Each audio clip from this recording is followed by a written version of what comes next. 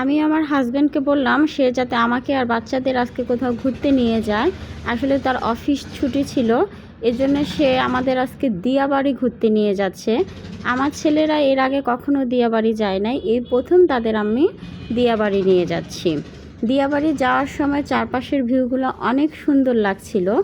দিয়াবাড়ি যাওয়ার সাথে সাথে আমরা প্রথমে খাবারের স্টলে ঢুকলাম, ভাবলাম যে খাওয়ার পর্বটা আগে শেষ করে দেই। আসসালামু আলাইকুম, আমি রাখি চলে আসলাম আপনাদের সাথে ছোট্ট একটা মিনি ব্লগ নিয়ে। দয়া করে আমার চ্যানেলটা সবাই সাবস্ক্রাইব করে দেবেন। আসলে আমরা প্রতিটা স্টলে যায় খাবারগুলো দেখছিলাম যে কি তারা রান্না করছে এবং খাবারের টেস্টটি কেমন হইতে পারে কোন স্টলের, এবং প্রত্যেকটা স্টলে যায় জিজ্ঞেস করছিলাম যে কোনটার প্রাইস আসলে কেমন।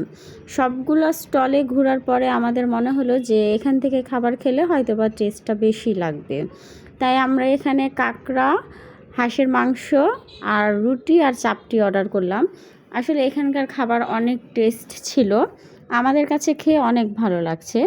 এখানে হাঁসের মাংস হচ্ছে 1 প্লেট 300 টাকা, আর কাঁকড়া হচ্ছে আপনার 1 প্লেট 250 টাকা, আর রুটি 10 টাকা করে পার পিস। খাবার পর্ব শেষ করার পরে আমার ছেলেকে এখানে একটু খেলতে দিলাম, ওরাও খেলছিল, আর এর ফাঁকে আমার বড় ছেলে আর আমার হাজব্যান্ড কিছু ছবি তুলে নিচ্ছিল। আপনারা চাইলে এখানে বাচ্চাদের নিয়ে ঘুরতে আসতে পারেন। আসলে ঘোরার জায়গাটা খারাপ না, সুন্দর। আমিও প্রথম এই দিয়াবাড়িতে আসছিলাম। এখানে আসলে আমরা ঢুকছি, আমার ছেলে বলছিল তাই, কিন্তু এখানে টিকিট করতে হয় এটা আমরা জানতাম না। পার পিস 20 টাকা করে এখানে ঢোকার টিকিট লাগছে। এবার আমাদের বাড়ি ফেরার পাড়া, তাই ভাবলাম যে যেহেতু যাব কিছু খাবার পার্সেল করে নিই। এর জন্য আমরা খাবারের জন্য অপেক্ষা করছিলাম, আর যাওয়ার পথে আমার ছেলে চাইলো এখানে সে একটু ভিডিও করবে। ছোট মানুষ, না করলাম না, তাই এখানে তার একটু ভিডিও করে নিলাম।